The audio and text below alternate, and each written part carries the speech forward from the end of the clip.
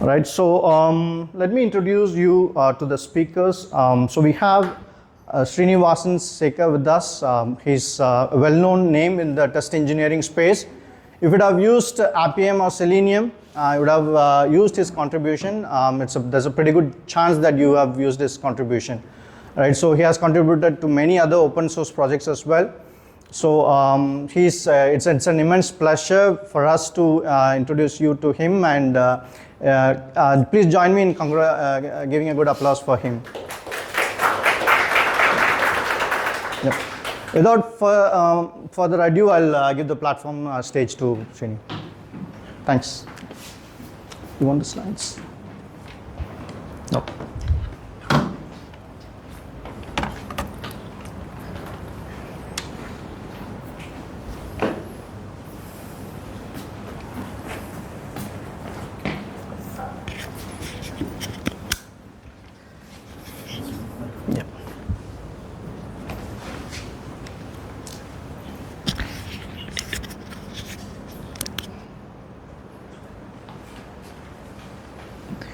Hi everyone. Can we keep it conversational, please? Thank you. So thanks for the great intro, and thanks for coming in as well, and thanks to Sham and Carousel team for giving me an opportunity to speak here. Wonderful to see all of you here, and yeah. Maybe I don't have any slides, and I wanted things to be driven by you folks. So, yeah. Build and test LLM apps with RAG. Right? How many of you have used any language models? Okay. Anyone else? Anyone? Okay. Anything specific? ChatGPT. Anyone else have used anything?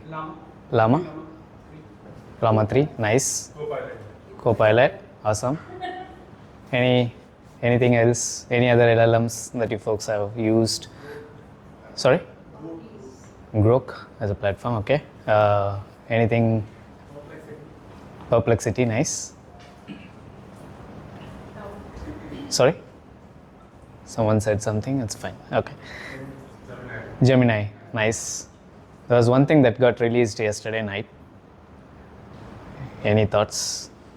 Yeah, any thoughts? One model that got released last night. Every few hours there is something getting released. It's very hard to keep track of it. So I was preparing my demo last night, and then I noticed that there is something new again. And then I ported my demo to the new model, and things started breaking. Okay, then I switched back. The main reason for me porting to 4o Mini, GPT 4o Mini, you might have seen Sora, right? For creating videos, some of the fantastic videos came out, right, from OpenAI. Yeah. So, yeah, today I'm going to talk about building and testing an LLM app with RAG. I don't have enough time, so I will try my best to give as quickly as possible, and the main intent behind this talk is to share how one can build an LLM app, large language model app with retrieval-augmentation and retrieval-augmented generation. So it's something like you augment some other information to the LLM models. So you might have used ChatGPT, which comes from a lot of pre-trained data, right? So this pre-trained data has its own cutoff, probably 2022 data, 2023 data. On that particular day, the knowledge of that large language model might have been cut off. So it differs for different models. And today I'm going to use OpenAI's GPT 3.5 Turbo. And we'll see how we can build a simple chat application. The chat application is not going to be on normal chat application. So I just have a random PDF on my local.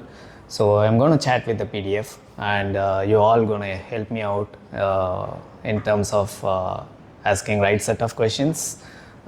If you are given with the GPT ChatGPT, for example, what kind of questions you will ask, right? The same way, please feel free to ask your questions. That will help me to drive things forward. Yeah, I don't have a presentation. Instead, I have a bunch of code for you folks to share. Share the screen on the Google Meet. Yeah, we'll do that.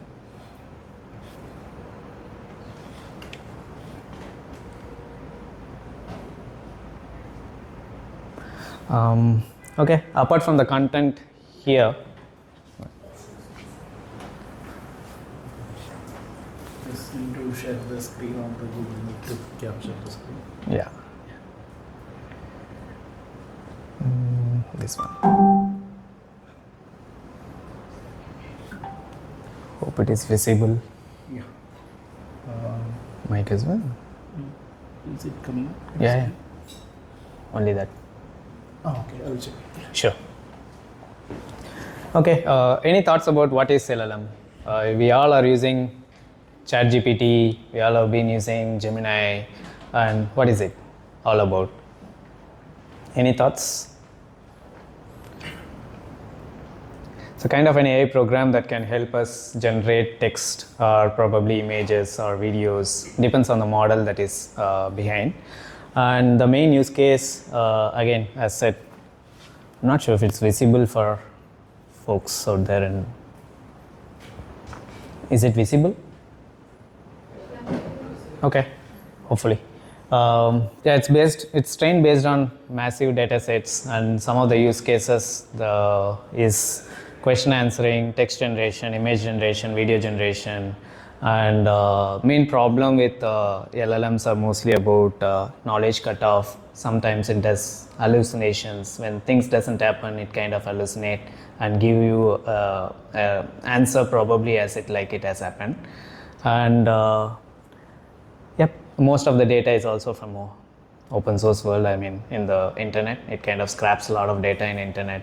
So which means the quality of data that it might have scrapped might have a lot of issues. So it might have reflected the same when you have searched in ChatGPT as well, right? Yeah. Quickly turn this up. So RAG is a kind of a technique wherein, since there is a data cutoff, right? You are going to impose or augment certain amount of data that you have on your own. It could be a book, PDF, text, image, video, YouTube, Spotify, anything. So you kind of give this knowledge or create a knowledge base out of your PDF, YouTube, or any format of data, for example. So basically you give this information to your large language module as a context. So let's say what we are going to do today is, I have a PDF on Appium. So I found something in internet and downloaded, thanks to Piclody for creating that PDF. So I'm going to use an Appium. I'm not sure if you have used Appium. It's a mobile test automation tool for, cross-platform tool for running your automated tests on mobile, irrespective of the platform that you use. So I have a PDF and I'm going to ingest this data to LLM, and the LLM kind of gather this data as a knowledge base apart from the data that it has been trained on. Let's say GPT 3.5 Turbo was trained until the data on Jan 2023. I am not sure about the exact cutoff date, but let's say it is trained on Jan 2023. And there could be a lot of events after that would have happened in Appium world. We might have released so many versions, we might have changed things completely. So in that case, so we are giving this as an extra knowledge for LLM. And whenever you query something, let's say we are asking what's new on Appium, right? So it kind of fetches the data, and it kind of uses this query, what's new on Appium. On top of it, it also gets the context from the current knowledge base that you have passed it to LLM. So maybe a bit more. When a user questions or queries something to LLM, what happens is we create an embedding model behind the scenes, and this embedding model is going to store, which is basically, embedding model is nothing but a document, PDF in this case currently. So PDF is going to be chunked further because it has to be in a smallest format that LLM can understand. So we have to give this data in a format which LLM can ideally understand. So we are going to create an embedding model and then store all these smaller chunks of PDF. So we are going to grab the data from PDF, chunk it into a smaller place, and then convert it into a format where LLM can understand, which is basically a numerical format. So once the schematical data is present, it is go and sit in a particular database. Here in our case, we are going to use vector, and for today, I'm going to use in-memory database. We have not installed anything like Chrome or any other external source. We are going to use in-memory database, and these data chunks is going to give back to LLM as a context. Let's say when we ask what is new in Appium, so the LLM is going to, basically before we get to LLM as a result, before we get the result, what happens behind the scenes is there's going to be a RAG process that is going to happen. So it has to identify the specific chunk. So let's say we have thousands of pages of PDF that we have given to LLM. So before we get the relevant context, so it needs to know which page on which line there is some data which is relevant to what's new on Appium. So it has to identify that. So that is going to happen through this RAG process. We will go in depth on what each and every step is all about. But we need to give this relevant context. Okay, I have on page number 18 where I talked about some of the new features on Appium in the PDF. So take this as a context. Now query along with the question which is what's new on Appium, then it gives you back as a response. So just to break it down further on Retrieval-Augmented Generation, so this is what the first step going to happen, which is retrieval. So first thing first, you query what's new on Appium. It goes and sits into database. It doesn't go and sit directly as a PDF. It is going to be broken into different chunks, like probably page number 1, for example. This is not going to how it's going to sit inside, but just an example. Let's say page number 1 as a chunk 1, page number 2 as a chunk 2. There will be relation between page number 1 and 2. Like 2 lines of page number 1 will still be in page number 2 as well as a chunk 2. So there is going to be relation. So we are going to split this PDF into multiple chunks of data and then convert it into an embedding. Embedding probably is in a world of LLM, something that LLM can understand, something that a model can understand. So it's not going to be the same text data. It's going to be in a numerical data that model can understand. After we give all this data, right? So when you search, we are going to specifically retrieve that specific chunk which has similarities. So that's what's going to happen. And once the retrieval happens, we also have to augment that. So what happens is you have given a query, what's new in Appium, right?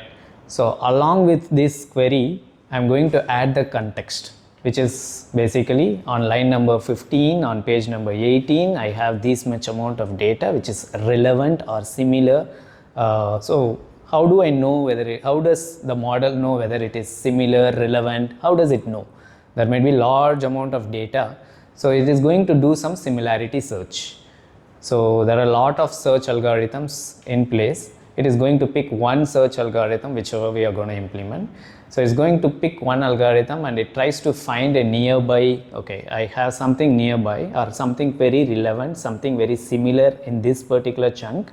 It doesn't necessarily have to be single chunk. It could be, let's say we turn down 1,000 pages of PDF into 1 million chunks. So it is going to retrieve this relevant data.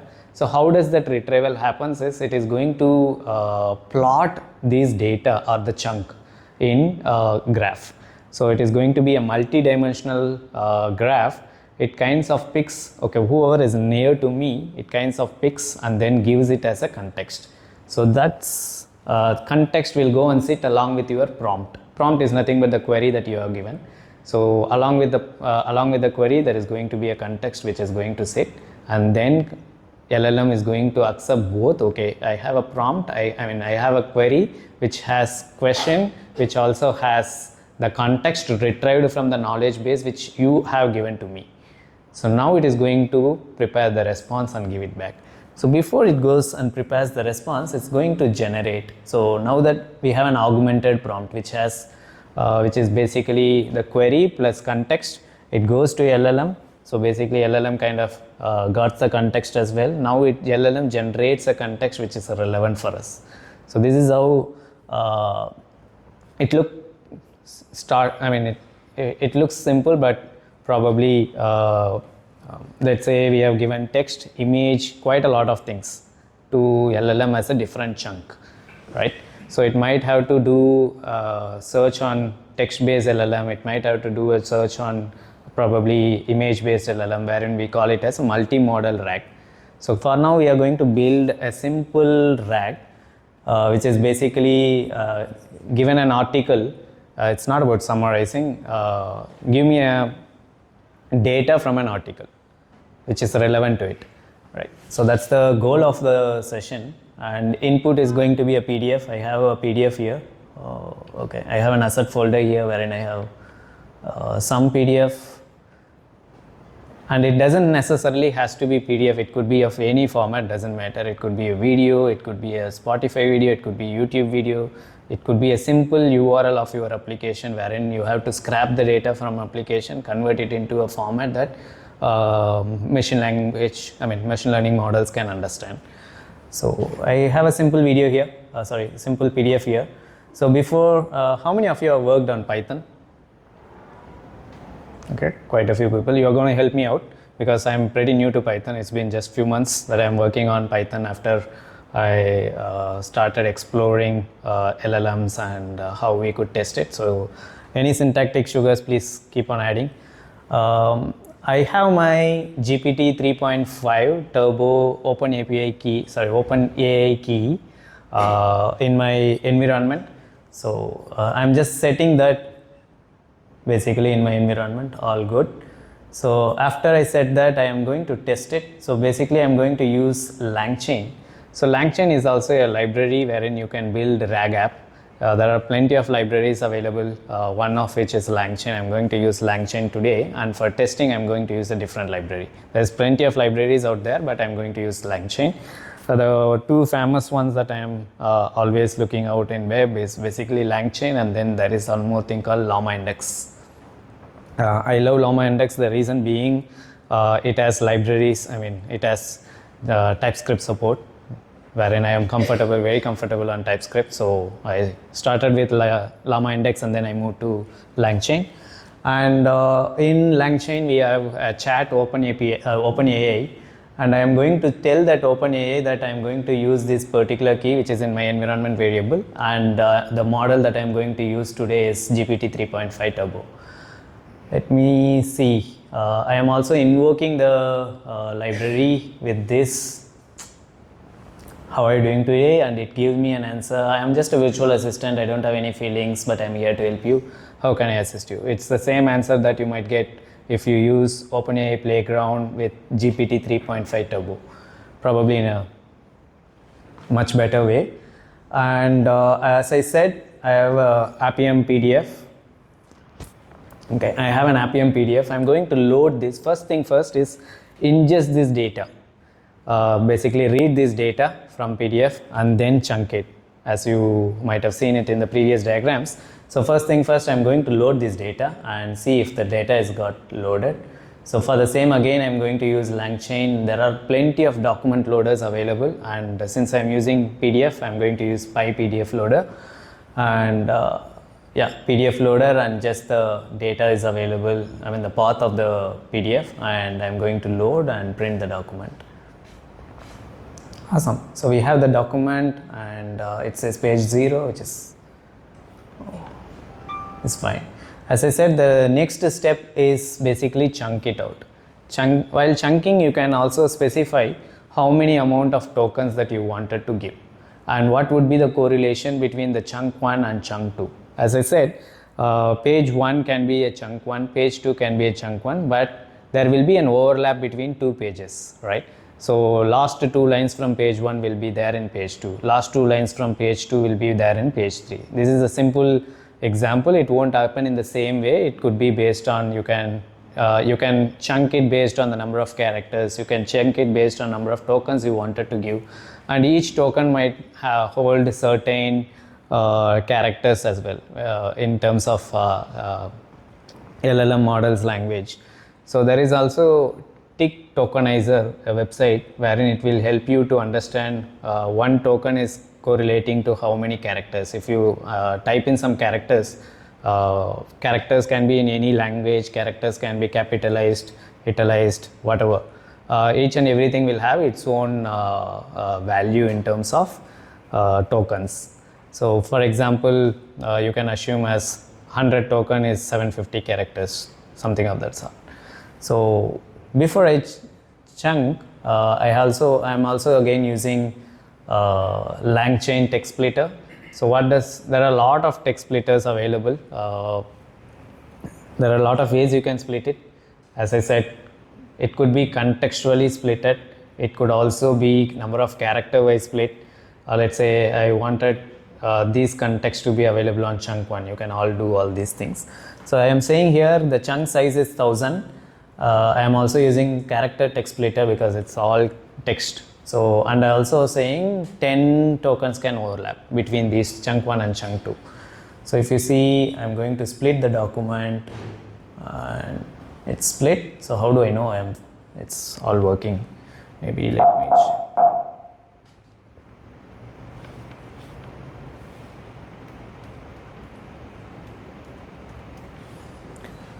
Let's see what value.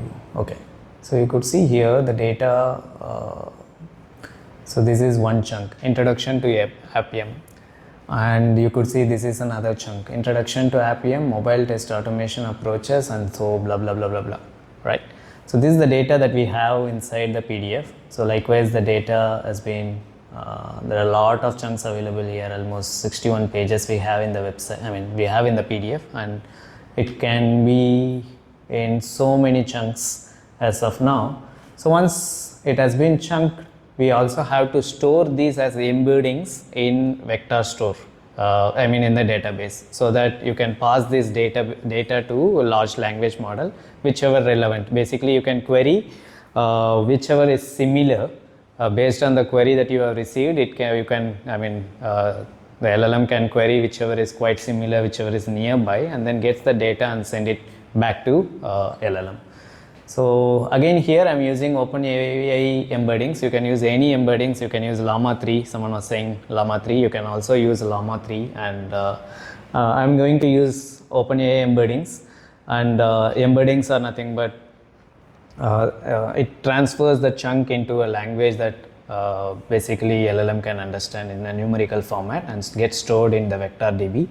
So you could see I'm using document in-memory search, which is again from LangChain community, which basically gets all these documents and uses OpenAI embeddings. You can also use, for example, for querying can be, embedding can be on one LLM model, and then the other LLM, the query can be from another LLM model as well. But here I'm using same OpenAI embeddings. Let me.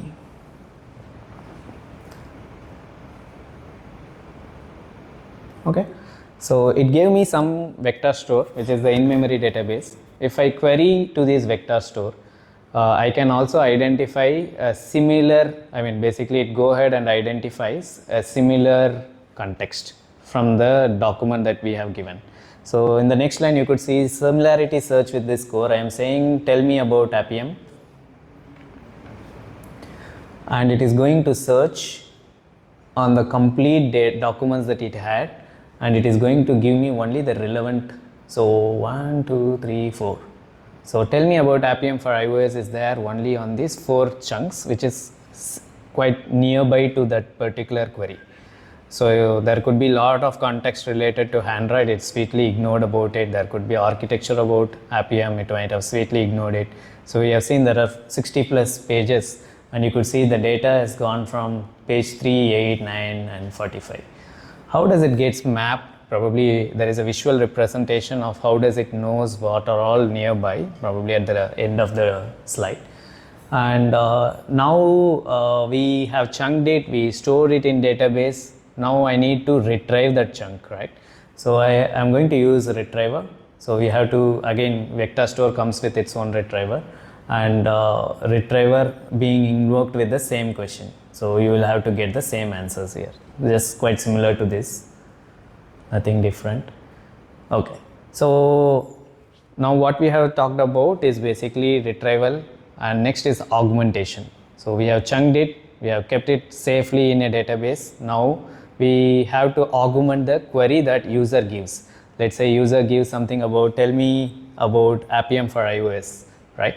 So this is the query or the question that we all enter probably inside a chat application, and this goes and probably gets augmented along with the context. The context is basically the document score. These 4 has to go and sit along with this before it reaches the large language model, where large language model uses this context and the query and comes up with its own answer.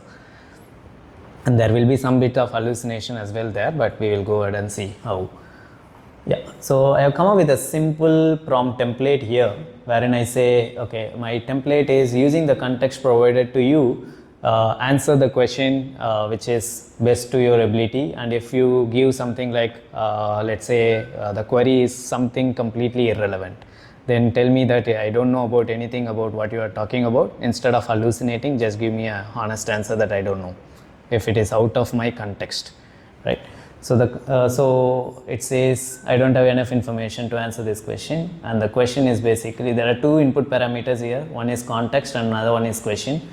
And the question is something like, tell me something new about Appium, tell me Appium for iOS, something of that sort. And the context, it will go ahead and retrieve the documents from vector store and embed along with, which is basically an augmented text. So let me quickly trigger this, and you could see it just printed it, doesn't do anything. So now I need to send this context which we have created here, basically the vector store retrieval will give me the context. So the vector store dot retriever is nothing but the context. This is nothing but the question. So I just need to send both of these information here so that I could get the application up and running and working basically. So I'll just scroll down. The next step is basically stitching everything together. So if you see here, I'm going to use the OpenAI chat model and chat OpenAI, which we have seen in the top, wherein I asked, how are you, right? So chat OpenAI has OpenAI key and model, and I'm going to say this is the chain, and context is basically retriever. So whatever being retrieved from vector store, which is basically the documented chunks, is being passed over to context, and the question stays as is as question. And this will be passed to prompt and model, and I wanted everything to be printed probably better way, so that's why we have standard output processor. So if you have seen in the top, the answer might be coming out from AI message. I don't need AI message, I don't need content, I just need the answer, right? So that's what standard output parser does.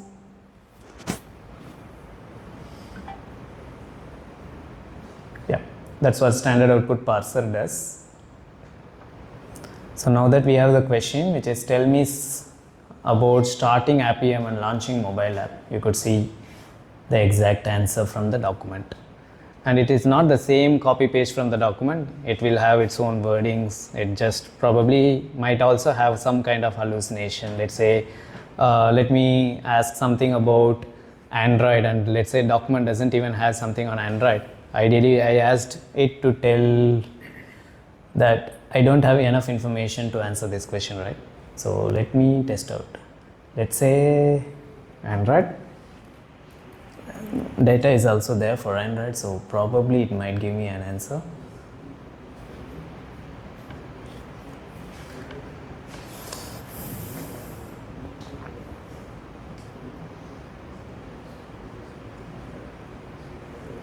Okay, data is there, and let's say I'm going to do something on Flutter.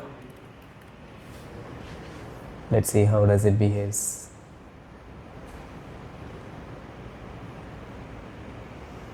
Yep. So because the document doesn't have anything related to Flutter, it has data about Appium's architecture, how do you get started with Appium for Android, how do you get started with Appium for iOS. It doesn't have any context or content related to Flutter. So next, so now that we have built a RAG application to talk to my PDF, so how do I evaluate it? Like how do I test it? Any thoughts how can I test it? So one test that we have done is just this. Any other thoughts how can I test it? Any thoughts? Likewise, come up with so many questions, bombard LLM with all of these questions and see how does it behaves or how does it responds, and some human element can help validate all of this whether it is relevant. You can't basically do apple to apple comparison, okay this is going to be the answer, and you can't just do an apple to apple comparison. So someone with a good reasoning ability has to read it and understand it and also knows about the product that we are building can evaluate it. But it's going to be time consuming, right? Let's say I do some deletions, I do some additions on the PDF, or tomorrow I give some more PDF to it, right? Let's say I come up with Flutter's own PDF and then I use two PDF now, Appium and then Appium plus Flutter PDF. So it's going to be a tedious effort, right? But human element is really required when we are validating LLMs or LLM apps that is built with RAG. So built is, RAG is mostly for the contextual purpose where you wanted to do where you wanted to give your own domain to LLM and help it respond it. Let's say you have a customer service chatbot and you have a lot of manuals, right? You give all these manuals and RAG can help you to get relevant answer based on the manual that you have given. Instead of someone going ahead and searching, RAG can help you build these kind of apps that is more valuable, right? So any other thoughts how we could evaluate? So today I'm going to use something called Giscard. So there's another library which helps you to come up with tons of questions. So if you give the knowledge base, whatever you have chunked it, and if you give this knowledge base to Giscard, Giscard kind of uses GPT-4 under the hood and uses your own GPT-4 key under the hood, going ahead and searching with this knowledge base, and it comes with a lot of questions. So the number of questions that you wanted to evaluate on depends on you. You can say, hey Giscard, can you help me with 60 questions? It's going to generate 60 questions and relevant answers to it. As I said, it's not going to be an apple to apple comparison. So it is going to do some kind of correctness, some kind of hallucination, and it is also going to create questions on different stands. For example, a simple question, complex question, summarized question. Doesn't need to be a question and answer, it could be a summary. Let's say I gave a PDF. Yeah, please.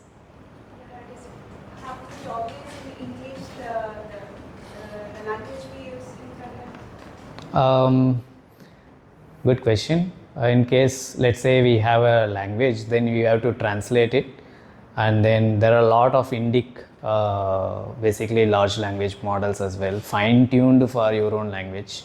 So if you wanted it to be more contextual, I think it is relevant to use appropriate LLMs for it. So there are a lot of Indic language models created by wonderful people in the community and open source and available in Hugging Face for free.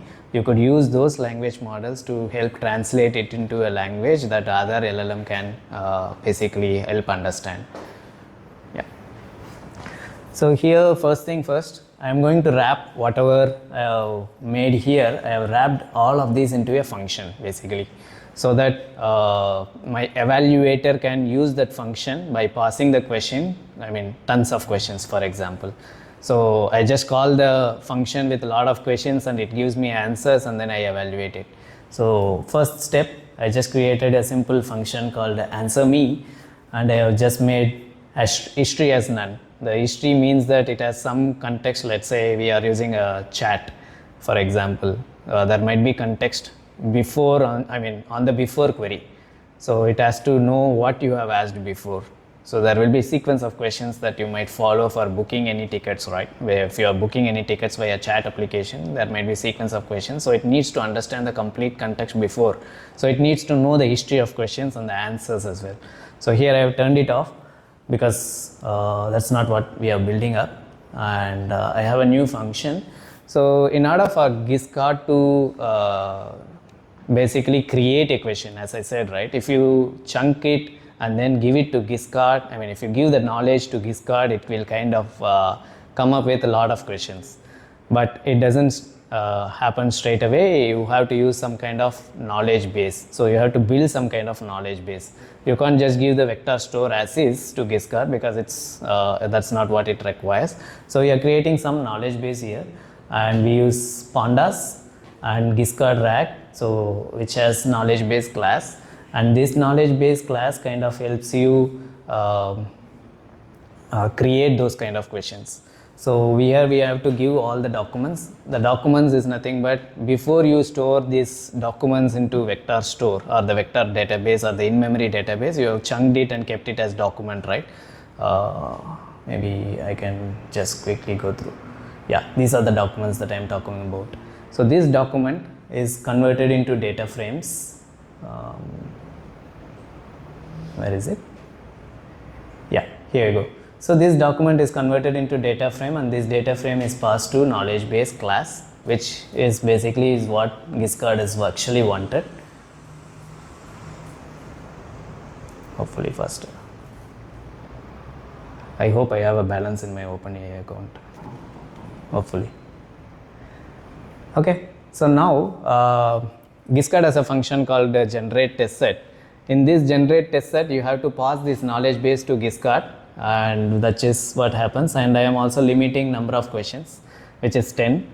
And then I also say this is the description, and this is the basically the title probably, or basically the overall context. And I'm just saying that generate test cases for this knowledge base and limit the number of questions, and then at the end save it in Appium test set JSON.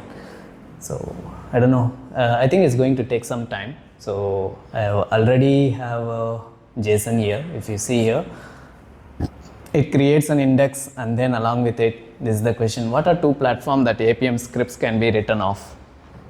Reference answer is Appium script can be written for both iOS and Android platform, and reference context is basically the document number which is available here.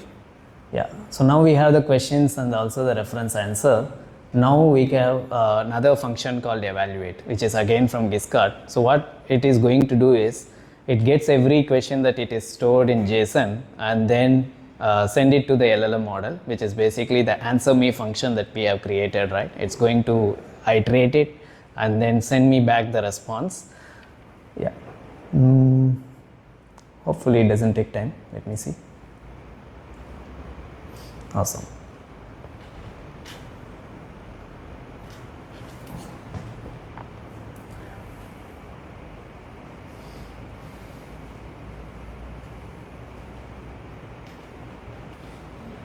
Any questions meanwhile so far?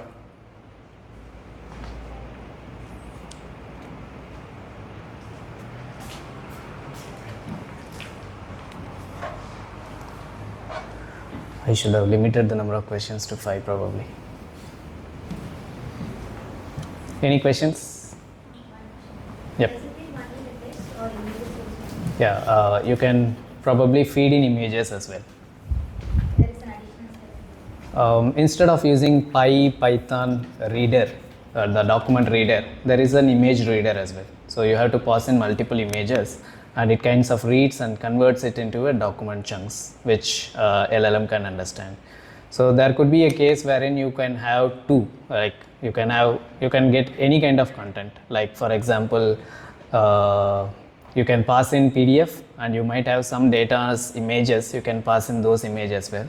Then you will have two different vector stores or two different memories probably, two different kinds of chunkings, and with different kinds of overlaps again. That's called multi-model RAG, which can have different kinds of RAG for, one RAG for let's say PDF on RAG for image, but the query will come with basically, let's say the query has content or the context in image. It is going to get the context from image, I mean image based document chunk, and then that gets appended or augmented as prompt. Hopefully it is done. Yeah. Any other questions? I hope I have ran this. I'm not sure.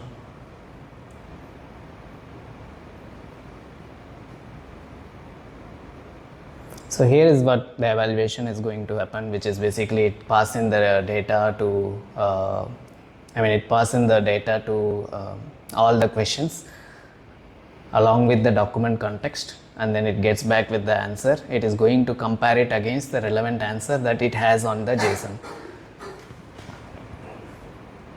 So let it run. I also have a report. This is how the report looks like. And it has generator, retriever, rewriter. We are not going to rewrite anything. Rewriter is basically, let's say I have given some query in probably gibberish. It is going to change it into a much more better way. It is going to rephrase the content or rephrase the query, and that's where rewriter comes in place, and we don't have it. And the overall correctness score is like 80%. It is not 100%, and again you might have to use the different mechanisms. Probably you might have to reduce the chunk and increase the overlap, so you might have to do a lot of these things so that the correctness score keeps increasing. Yeah, please. Yeah, in this, like we have passed the question, the answer, and the document. So let's say that what Sekar will do, that it will send the question to our model, and then we will receive the answer. Then how will it compare it with the answer that it has? I mean, what is the working behind that?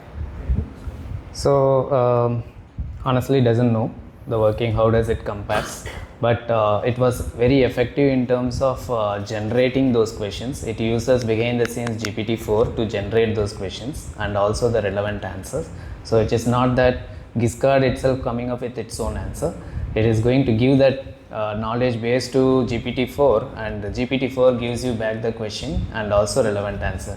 Once it probably does again the comparison with the help of another model and comes back with the results.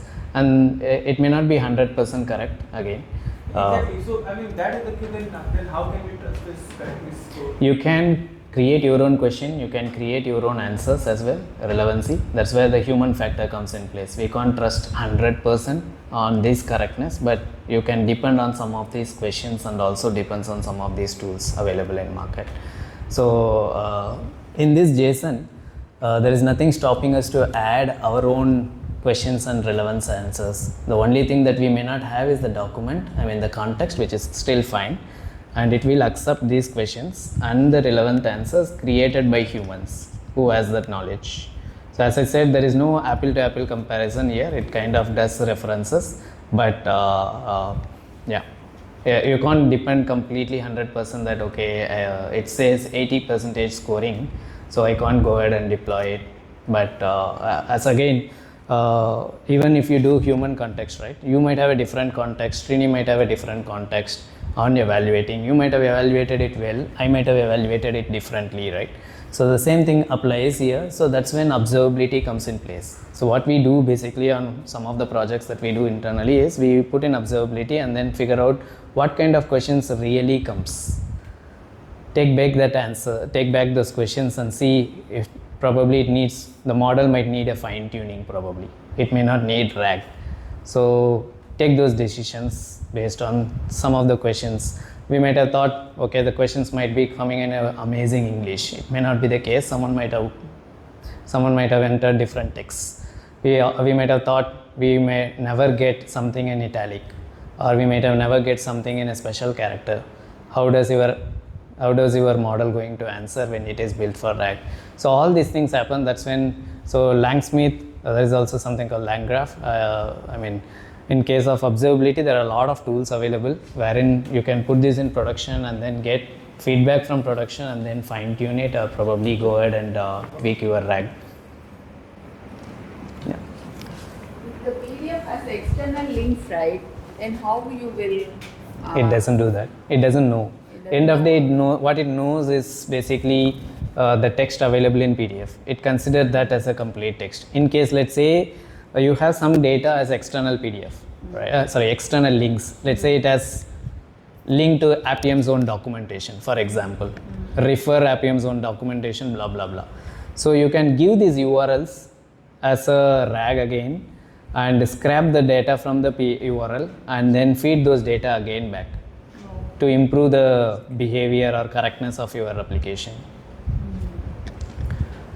So you can also get where it went fail. I mean, sorry, please, yeah. Can the company take audio files? Because the platforms like Meta AI actually take audios. Yep. So you can basically, let's say I want to, last night I started with something for YouTube, but then I ended up with PDF because of the tokens again. So basically what we can do is transcribe it. So if you have a YouTube, you will have a transcription. Same way for audio, there is going to be a transcription, right? Transcript it and then give it back to your application as a RAG. So for the normal video, we have to do that. Yep. And again, it also ties back to, this correctness also ties back to how we do give the prompts. So the system prompt that we have given here is something very basic, right? You can improve the prompt and see how does the correctness looks like. In the interest of time, I'll just quickly move on. So you can also get from the report what are those questions that actually failed and see whether it has any relevancy, or is it being hallucinated, or all of those. And you can create basically a test suite out of it by creating a model. Basically, you have a Discord model here, wherein I said this is going to be the prediction function, and model type is text generation. I gave some reasons, I mean the name and description for it, and the feature name is basically question. It displays you the test results. Yeah.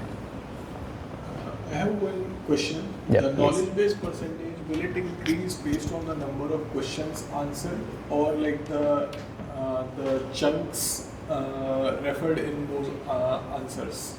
The chunk it needs to refer. So knowledge base completely depends on the document that you are sharing. In this case, it is just the PDF. It doesn't go ahead and search in web and then gives us. That's where agents comes in place.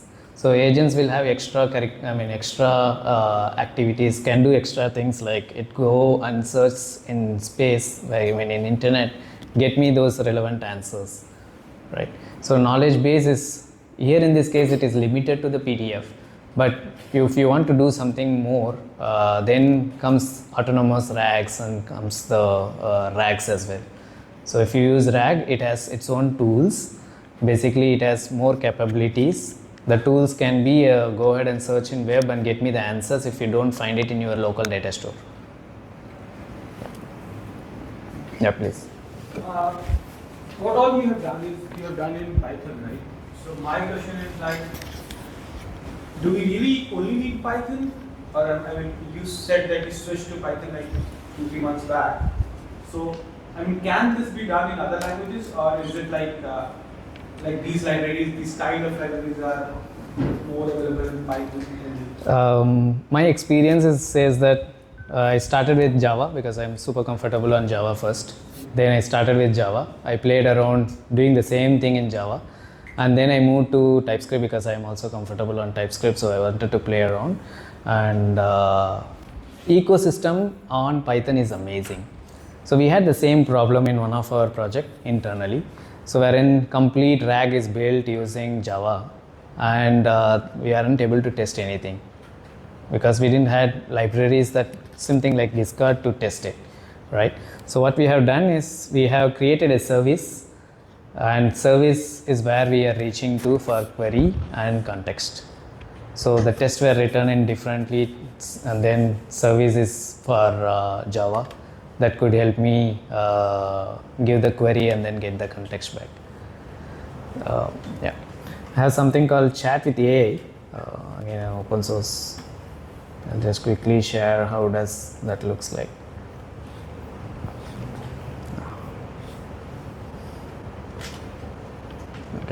not able to bring in. Let me.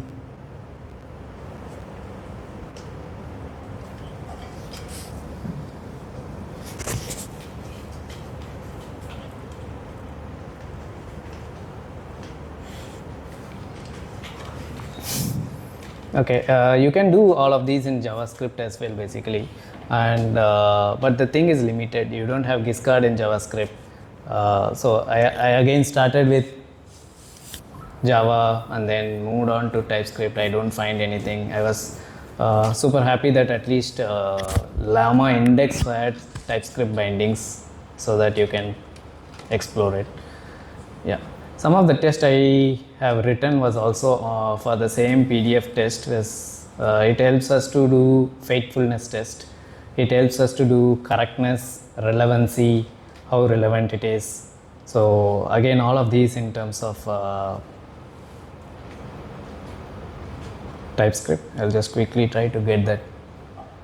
So here is another test which I have written in TypeScript, which is using Llama index. Again, the same chat with PDF. So this is how the test looks like. You evaluate for faithfulness, correctness, relevancy, and you can also pass it based on a particular score. If it is more than 50%, say as pass. Yeah, but I mean, it's quite limited in terms of other languages. Yep, that's all I have. Should we go for the last question? This model, any customers are using? Not this one. We do have quite a few internally which is being used. Some of those cases where we do fine tuning, and again, Anyone can upload any document, right? Yep. It can be a sensitive information also, right? yes, that's where security comes in place. Yeah, you Yeah. will then, when the user asks any questions, right, you will give the answers without encrypting the data, then how it will. That's when the local models comes in place, right? You don't have to depend on the one that is hosted on internet. That's when you can host Llama 3 on your own infrastructure and give your own secure data and make sure the data doesn't go out. So if you are, when uploading the file, you are doing any scan in your system, in your model?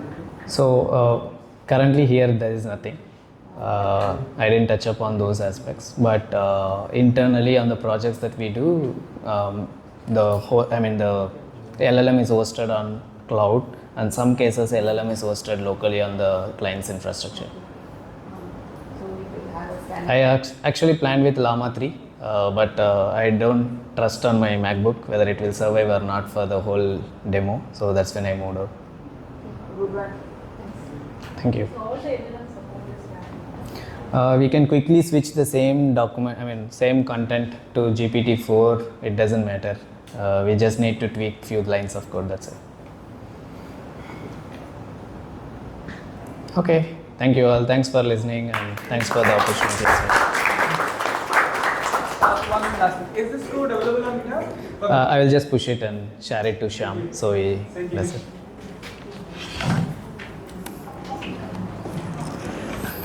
Thank you, Srini, for sharing your insights on language models.